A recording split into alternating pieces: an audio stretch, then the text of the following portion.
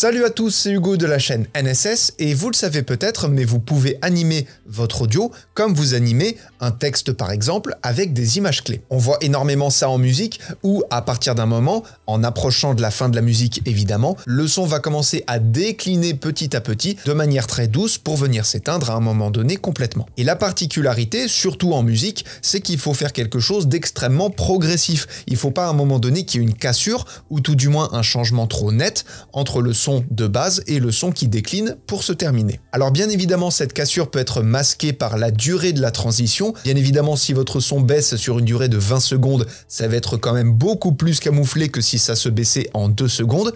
Mais si vous avez besoin justement de baisser le son rapidement, je vais vous montrer comment faire ça proprement. Pour faire ça, c'est vraiment pas compliqué. Vous allez sélectionner votre outil plume et dans votre timeline, vous avez une barre qui va symboliser le volume et vous allez pouvoir faire 2 points sur cette ligne pour animer votre volume. Donc je vais en faire un premier ici par exemple et un second juste là. Et à partir de là, vous allez pouvoir faire 2 choses. La première, ça va être de baisser le second pour arriver effectivement à ce stade où on n'a plus du tout le son. Et ensuite, vous allez pouvoir sélectionner un premier point, maintenir la touche Maj pour sélectionner le deuxième, faire un clic droit et sélectionner Bézier, exactement comme des images clés. Et exactement comme des images clés, vous allez avoir les petites poignées que vous allez pouvoir tirer pour pouvoir créer quelque chose de beaucoup plus smooth, pour avoir une descente beaucoup plus douce. Imaginez ça comme un toboggan, vous allez avoir quelque chose de beaucoup plus fluide et pas forcément une cassure qui va descendre d'un coup et vous faire une descente trop brutale. Ce qui fait du coup que notre son va avoir cette animation-là.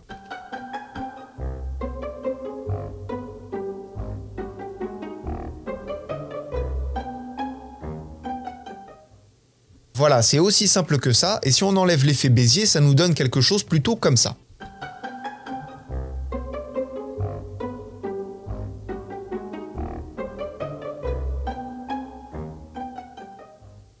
On ressent vraiment ce côté linéaire dans le son qui descend jusqu'à s'éteindre complètement. Je trouve ça, à titre personnel, beaucoup moins sympa, beaucoup moins agréable à l'oreille. Et encore une fois, si vous pouvez l'étendre un petit peu plus sur la durée, ce sera encore mieux. Voilà, c'est tout pour ce tuto. C'est une technique très simple mais que j'affectionne particulièrement. Et en attendant les prochaines techniques, apprenez, utilisez et progressez dans vos montages.